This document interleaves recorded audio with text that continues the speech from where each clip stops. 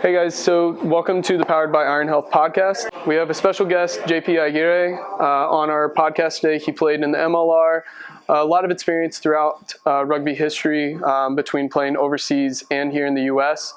So it's really great to be able to have him on, and welcome over to the Iron Health podcast. Thanks, Tom. Thanks. Pleasure to be here. Absolutely.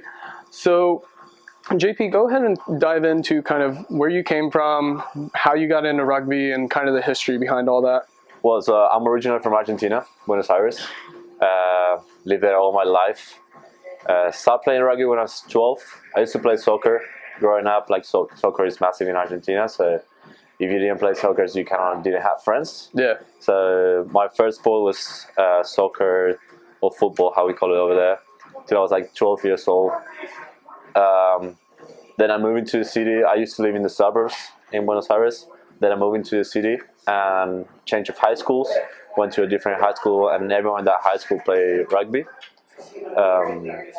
So yeah, I decided to give it a try. I never heard about it before that. Like soccer was like my main thing. Mm-hmm. I was like, okay, give it a shot. Like try to make some new friends or whatever. And yeah, that's how it started. Remember. Yeah, my first game when I was 12, literally first game ever, I broke my collarbone. Okay. And I was like, never mind, this is not my sport, like I'm not going to play again. And thanks to my coach back then who came to my house like literally every week and asked me how I was and like motivate me to like keep going. And yeah, also the boys in the team helped me out to like recover and like be part of the team even if I was injured. So I like that part of rugby, so I kept going. Yeah, I definitely think that's a huge portion of rugby that I think soccer kind of has a lot of it, but there's a few other sports that like are missing that, and it's that like kind of your family when you're part of a rugby team is like everyone just kind of like you got each other's backs, and it doesn't matter who, what, where you come from. Like once you're on a team, like you're just brought on. So I definitely like that. I consider it like a brotherhood type deal. Yeah, so, 100%. It's kind of dangerous sometimes. Oh yeah, for sure. Especially when like you have a lot of guys that like every once in a while, like we had Brock last year. I remember we were playing against Nyack, and Brock ended up getting hit in the knee because he's a big dude. So of course, like the only area to hit him is into his knee, and his patella. Like there's photos of it as you just see his patella immediately like go the other way, and it was one of those moments that like. A few guys immediately jumped over because, like, as you know, like rugby just keeps going. Yeah. There could be a guy down and you're still playing. Yeah. And so I remember he was down. We had like one of our forwards jumped off, and then we had a back from the opposite side that our ball was on. He jumped off to be able to like stand with him and like try to take care of him. Yeah. And it was like that moment that I was like, damn, this is nuts. Like we're in the middle of a freaking game and like we're still playing, but like we have guys that are still like taking care of him. And then immediately we had like a few of our guys like just offer, and instead of like, hey, like don't take an ambulance, like I'll just drive you to the hospital. Yeah. And I was like, yeah, this is stuff that like I wouldn't see in like a few other sports. Like I can think of like when I was a wrestler, like I'd get hurt and guys never cared about. Like you come off the mat and everyone was like, oh, it sucks that you got injured, and like that was it. Yeah. So it's crazy. It is. Well, when I played soccer, actually, I was 10 years old. I was a kid, and like you can hear the parents, because in Argentina most of the people play soccer to make a living because it's really big over there, and you can hear the parents like yelling to the kids like kick him, like injure them so you can have the sport. I was like, yeah, it's not there. That's nuts. That's not. Is it the same way with like rugby, or is it different over there? No, rugby, different because it's not professional. It's not much. Yeah. So it's more like a camaraderie and have fun, enjoy it. Yeah. So jumping into like some of your history, obviously I know that a big portion of your history comes from playing inside center. That's your main position. Yeah. So you started with club. I'm gonna pronounce this wrong. Champagnat. Okay. Yeah, that's my high school and club, yeah. Okay. And then from there you went on to Province, and then you were with the Argentina in the Junior World Cup. Yeah. And then the South American Cup in 2014? Yeah, so when you play for your club is part of a province. in Argentina we have like 28 or 30 provinces, I don't remember right now.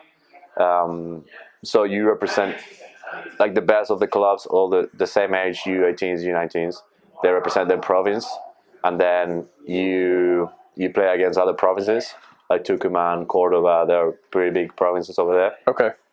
And yeah, so there's like a national competition after you play with your club, and then from that competition they get the players that represent the country. Right? That's nuts. Yeah.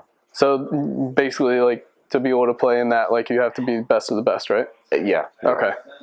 And then you ended up coming to the U.S. in 2016 to Lindenwood. 2016. Yeah, exactly. How was that, like, that transition and everything? How did that feel? It was different. Definitely different. I was playing. The last thing I played back home was U20s with the Pumitas. So I played Junior World Cup, and after a few injuries, I couldn't make it to the squad to the second Junior World Cup. And that's when my family decided to move to America during that period of time when I was like recovering from my surgery. I wasn't playing. I was just like training and like kind of like in a middle what to do, you know. Yeah. So yeah, my family decided to come here. I took the opportunity to come with them. I came with them, and yeah, it was definitely a different level coming from U20s in the national team to I think it was a D2 school for rugby back then. Yeah, it wasn't great. But was it a difference? Because obviously, and this is the one thing that I hear from a lot of the guys that I've talked to that have played MLR, and a lot of them, like, for example, Callum, he comes from Scotland, and one of his biggest things was like, and even talking to Mark, who played like over in Britain, he was like, one of their biggest things was like the fact that like you come to the US and rugby's nothing basically. Yeah. And so it's a lot of like, you have guys that are say my age, our age, that are like just starting their rugby career, whereas you guys have 10 to 15 years of experience already. Yeah. And so it's like, you guys don't have to learn how to do a switch. You don't have to learn different plays or like how to keep your pod structure and stuff like that. So do you feel like that's the biggest, I guess, struggle of coming from like international to the US? In an MLR level, I don't think so. Every MLR player knows how to do the switch. They know the structure. They are professionals in a way. But playing club, probably yeah. When I was playing university, I was playing in Lindenwood, Belleville for 1 year. The structure over there wasn't the best, but they were like good athletes. The competition was good. It was good for like a first year for me to adapt. I like get involved with English. I started learning English. As soon as I came here, I couldn't like have a conversation in the first year. So I think it was good for me personally. But if you're coming from the outside in a top tier league and you're trying to come to like a D1, D3 school, and you're focusing only on rugby, you won't have a good time. Yeah. If you want to go to a D1 school, probably like Life, Lindenwood, the main campus, Carl Berkeley, UCLA, that they have like a bigger structure. Dartmouth around here, they have a bigger structure. Their players are more involved in a way. They give scholarships as well. Yeah. I think that's a better atmosphere for a top level player that's trying to come to study over here. So jumping into your MLR, you mentioned that you got brought into the US MLR in 2019 to Austin. Yeah, exactly. So how was that kind of, run me through those years from 2019 to 2021. Kind of what was that experience like playing in the US MLR? It was good. I got picked by Austin. I was still in school. I was still playing for Lindenwood. But my eligibility ran out, so they picked me. It was interesting. Like, I think it was the second year of the MLR, so everyone was kind of like young. Like the structure of the teams wasn't big. They were not bringing a lot of big names that they're bringing right now. I think back then the big name was Ben Foden. Yep. Yeah. Still is. It still Kind of holding that yeah. title. I'm trying to remember someone else, but no, I remember when I play against New York, I was like, oh, I'm gonna play against Ben Foden. Like that's gonna be cool. And then I end up being his roommate. But yeah, funny stories. So yeah, it was interesting. I love my first year in Austin. I love that city. Like it was amazing. Okay. We didn't have the results that we wanted, but I think like the group was strong and make it enjoyable. Second year, I went to Rooney. That's when I met Ben and all the boys, and I had already have like a bunch of friends that play for Rooney because of New York. In New York area. Yeah. So it was fun. It was cool but fun. A better structure. Like I think it was the third year of the league. Okay. The league was more structure, more teams, more money to like make the league grow in a way. Yeah.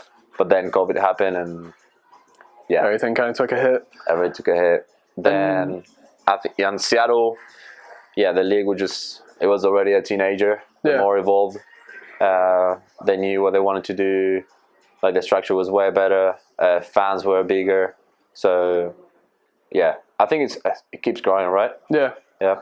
So, and this is a question that I kind of had for a little later, but since we're kind of on the topic of the US MLR, where do you see, because I'm sure that you know that like at one time there was the attempt for the MLR and then it kind of crashed in the US and then we kind of picked it back up. Yeah. Where do you see the future of the US MLR?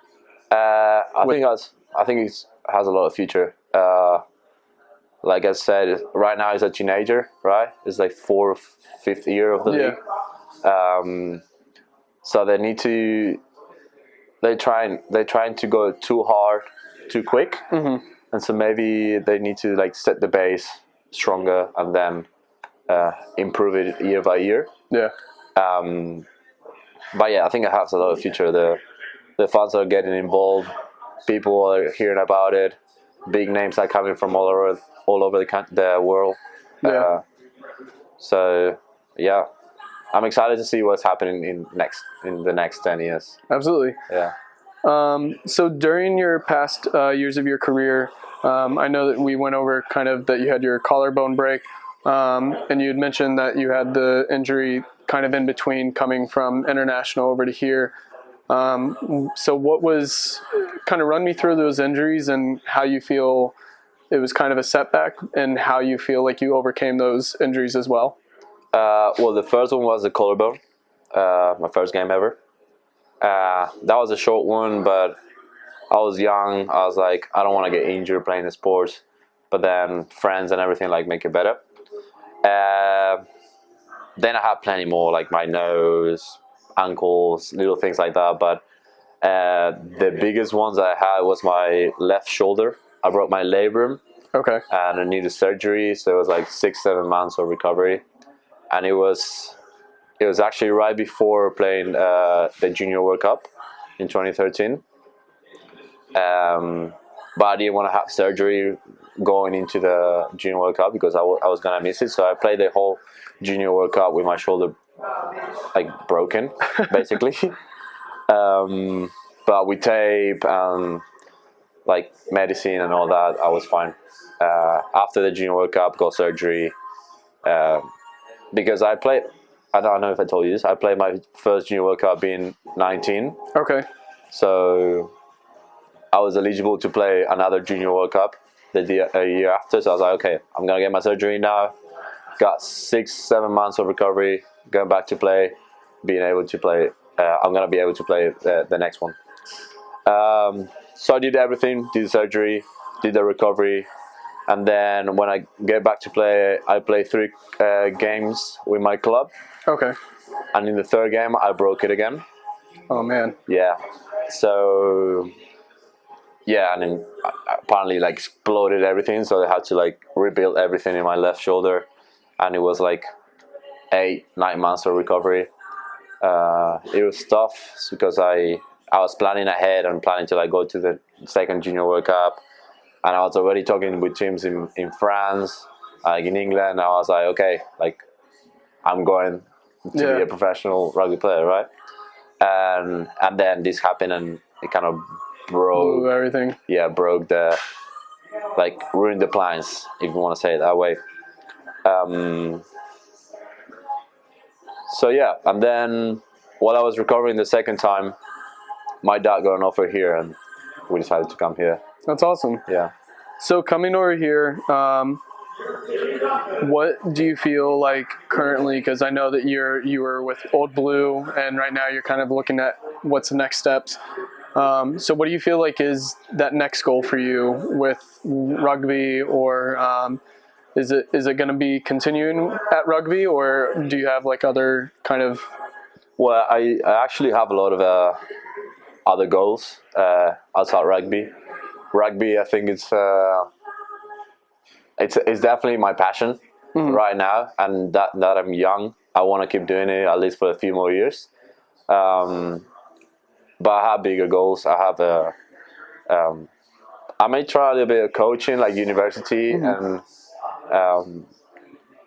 it's not coaching like universities, but like helping out young kids and the community. Like training camps? Training camps, but like a non-profit type of thing. Just to like make rugby bigger in America. Yeah.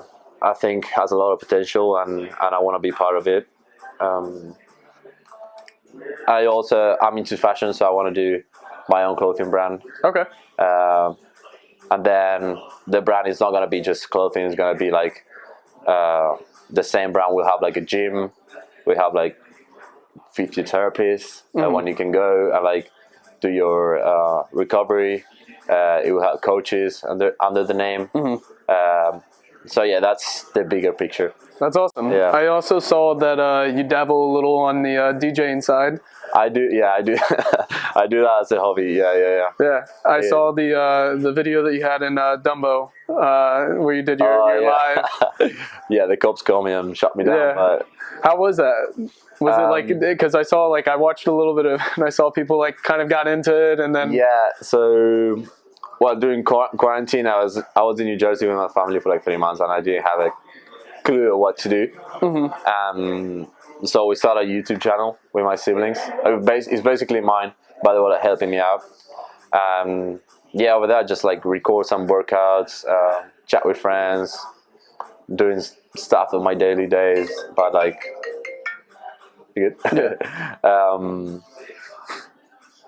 But yeah, I was like, keep doing that and record some like DJ sets and like weird locations. Yeah. And when I tried to do it in Dumbo, apparently I couldn't do it, or you need like a permit or something like that. Yeah. So 10 or 15 minutes into the mix, I was like, the cops came and like literally called me like, you need to cut it. And I was like, all right. Just immediately like, oh, all right, I guess I'll like just stop this. Like, it's nuts because like you see so many things like throughout New York, and you're like, you don't say anything about that, but then like I'm doing nothing. Yeah, I'm just, you know what's the music. worst thing is like I was not even playing the music out loud. Yeah. It was just recording it on the computer, and the only way I can hear it is but through my headphones. And I was like, it's not even a noise complaint. Like, that's nuts. That's all right. It is what it is. So we can jump over to favorite teams, and since you played soccer initially, who would you say that your favorite team is on soccer side, and then MLR, whether it's international or US? Soccer, well, I had to go to my hometown team, River Plate. Okay. That's my team from Argentina. Okay. And then rugby, when I was young, I always wanted to be part of the Stade Français in Paris. So I think that's my favorite team, even though they're not doing great right now. Yeah. I feel like, that's my favorite team. Now I know you travel a little bit. So have you gotten out to Paris to be able to watch them like in person? Yeah, I watched it a few times. I actually play against their academy as well. Okay. Yeah. That's awesome. So like, is their academy similar to like how Rooney has their academy? Yeah, but a lot higher. Yeah. They're really good. So to kind of slowly start wrapping it up, so obviously rugby's got a lot of different avenues that we've had throughout the U.S., and we've had a lot of growth to the U.S. Seeing kind of on the Premiership, because obviously this past fall you played in ARP. How do you feel that like kind of the structure of the growing of like the understages? Because obviously we have the MLR on the U.S. And essentially Premiership is your top level next to being able to jump into MLR. How do you feel, because there's all different divisions between East Coast, West, and even like Southeast? How do you feel that that's developing, and do you feel like there's a lot of enough hype around the sport there to be able to have the players that are developed here in the U.S. to go into the U.S. MLR, or do you feel like we're gonna continue seeing a trend of like international players coming over to the U.S. MLR? I think there are gonna be a lot of international players, at least for the first 5-10 years, the next 5-10 years. There's a lot of people doing stuff for the community and like to increase the knowledge of rugby in like kids. But we need way more. I think we need way more in the US. And that's another thing. There's no hype about it. Yeah. There's no promotion. It's just like coaches and people that are willing to help go into places, but there's not like a big deal about it. I think that the media, it's really important. Social media as well. We need more channels to make rugby expand in America.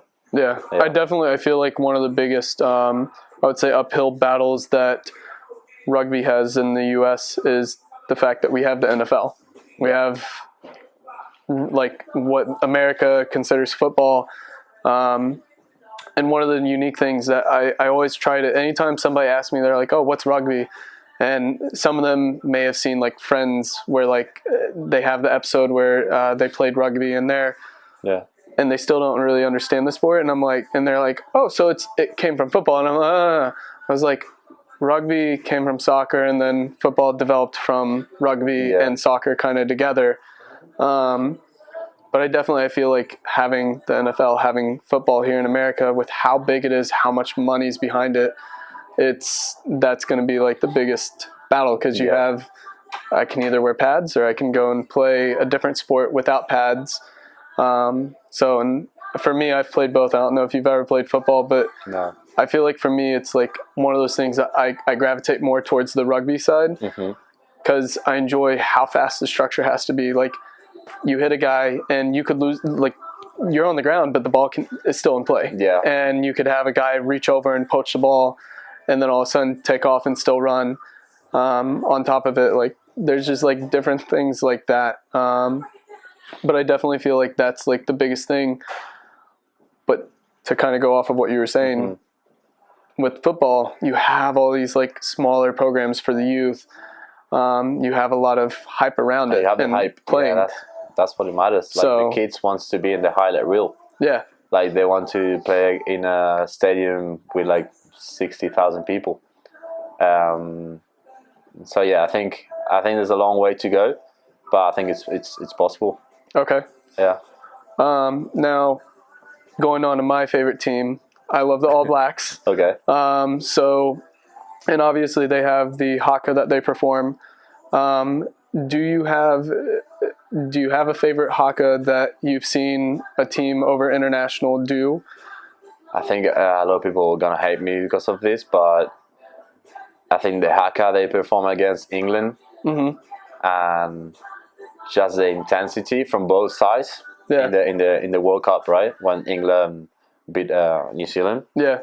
I think you can see in New Zealand's, like, in their faces that they were feeling the challenge from England, and they were not happy. Yeah. So, was that the one where England crossed the line? I don't think they crossed the line. I think they did like a triangle. Yeah. Invert triangle or something like that. Yeah. I watched that one. That one was like, you just like, and for those of you that haven't watched Hakas, I recommend watching a YouTube video of a Haka, because like you'll just get chills the minute that you see like any of the Hakas being performed, because it's like the intensity and like when you see, like, for example, like TJ usually is the one that's like putting on the Hakas for like all New Zealand. And like when you see him like out there and you see all the other guys' faces, like you're like sitting there and you're like, yeah, I don't want to go up and against any of those. Like they're scary. Yeah. So I never got the All Blacks before my hair came from me, but I remember playing against a club from New Zealand when I was in high school, and I think every team from New Zealand that go abroad, they do a Haka. Yeah. So they perform a Haka against us, and it was teenager kids. It's not the same, right? Yeah. But it was still like, oh shit.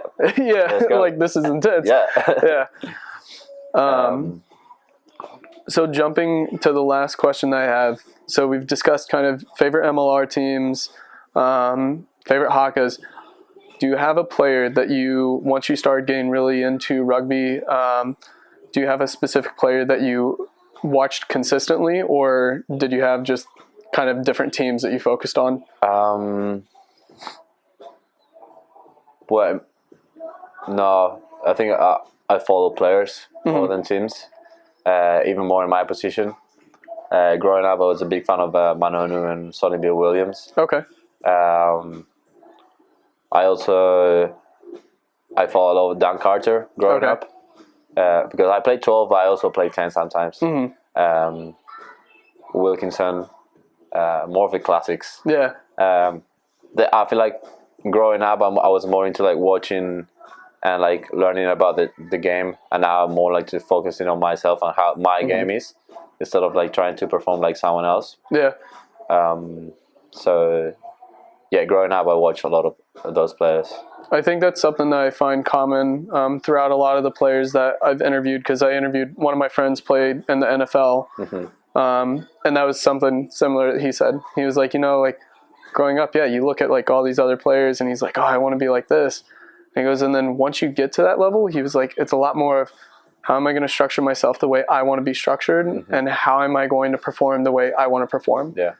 So I think that's cool that you like kind of already figured out like you have that structure, and you're like, I gotta continue to focus on myself. Yeah, and you can see those players as like, but I'm not built like Manonu. I'm not built like Sonny Bill. Like, so I know my body. I know my abilities. I know my limits, and you have to work with that. Absolutely. Yeah. So with that. That was kind of the end of our podcast. So I appreciate you coming on to our podcast. Cheers. And if you ever end up having any chance to watch some of JP's highlights, or even jump over to his YouTube, I'll put it into our description and show notes. That way you guys can kind of find some more information about him. So go ahead and check him out. So thank you again for coming on, JP. No, it was a legend. Absolutely. Yeah. Thanks. Thank you, sir. You're welcome.